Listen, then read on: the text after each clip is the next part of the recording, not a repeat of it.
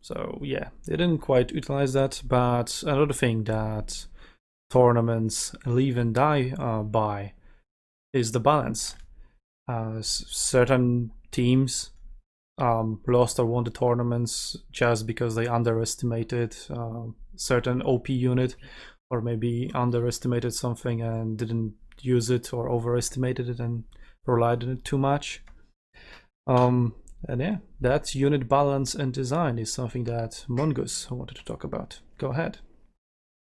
So, balance is always a very touchy subject in all video games, and I believe the main thing that needs to be decided before balancing units is what the aim for your game is. Like, is it just a casual game that people will play maybe once a week for half an hour and just have a bit of fun with their friends? In which case, balance doesn't matter as much as long as the player experience is enjoyable. Or do you want it to be a competitive game that could potentially become an esport? In which case, balance is paramount. And from what I've heard, or from what I understood, the latter is what CA were wanted, or that was their vision for their game. And if that is the vision for your game, the balancing needs to be done based on results from the highest level. If you look at any other successful competitive game, all the balancing is based on the higher level.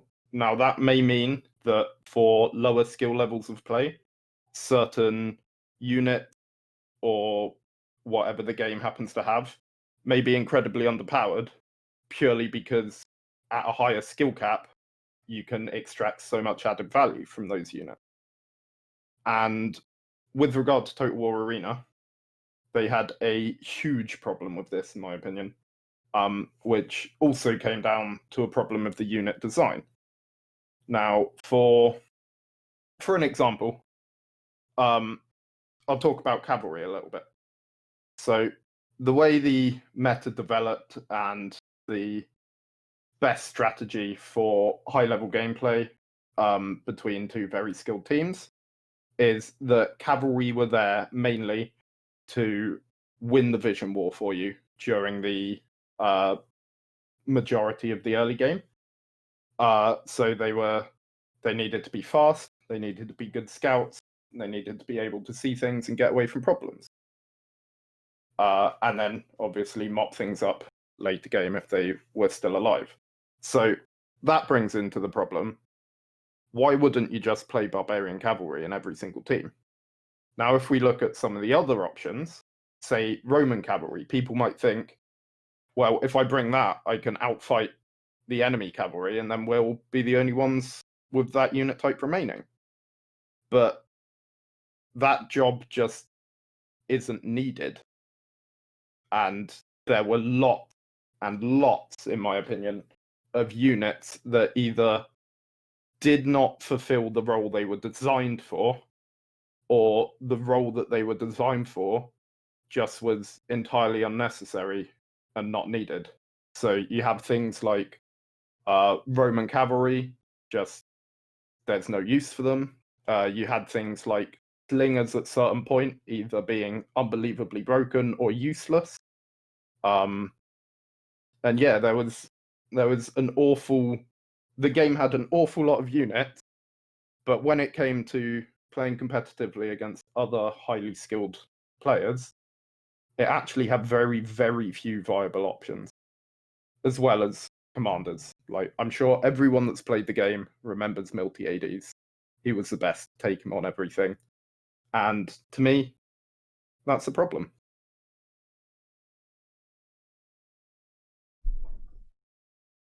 So yeah, you touched on commander and units, and I think that really also tied into certain problems of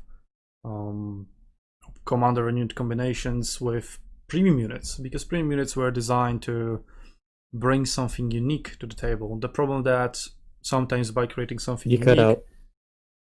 I will be fine on the recording. That's okay. It's true, we lost. Apparently I'm dead. I'm sorry for that. But that's why I'm You're live recording, again. not streaming. Hello there. So as I was saying, that created problems with certain commander and unit combinations that arose from the premium units, because those commanders were balanced around having access to certain unit types. Best example for it is Germanicus and his access through a premium unit to light infantry. Germanicus was purely designed around the fact that Roman faction had only access to medium and heavy infantry. They didn't have access to light infantry. But as soon as you bring light infantry to the table for Romans, you pick Germanicus and you think, okay, what's the biggest weakness of light infantry? Well, they are vulnerable to ranged fire. Fine, just use Testudo, no problem. Testudo is kind of slow though, but since light infantry is faster than heavy infantry, then that Testudo moves a lot faster than a regular Testudo. I mean, a Testudo that would be used by a heavy infantry unit.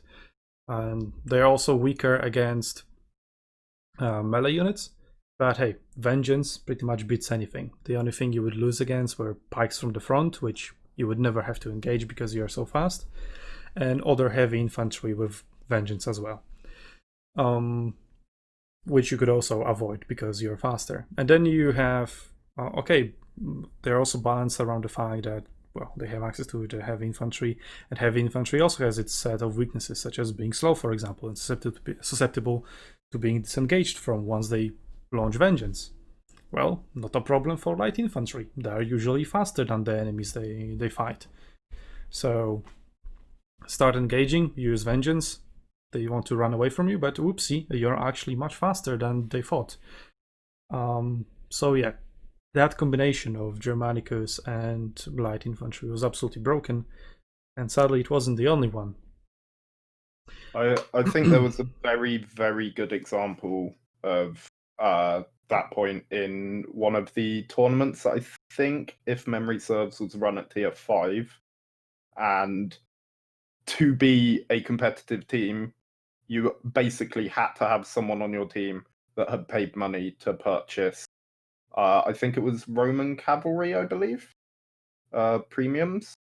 Yes, not only cavalry, but if you're Lancers. talking about it, you also have the case of elephants, because if there's a tournament at tier 5, in order to have elephants at all, you had to pay money for them. And to make matters worse, elephants were time limited, which means that if you started playing the game after the sale of those elephants ended, well, goodbye from being competitive, right? If you are the elephant player for your team. Because at least in case of cavalry, yes, that cavalry was extremely overpowered for its tier and would crush any other cavalry, but at least you had a free-to-play alternative, which was much weaker, but at least was there. For elephants, there was not an alternative. So, yeah.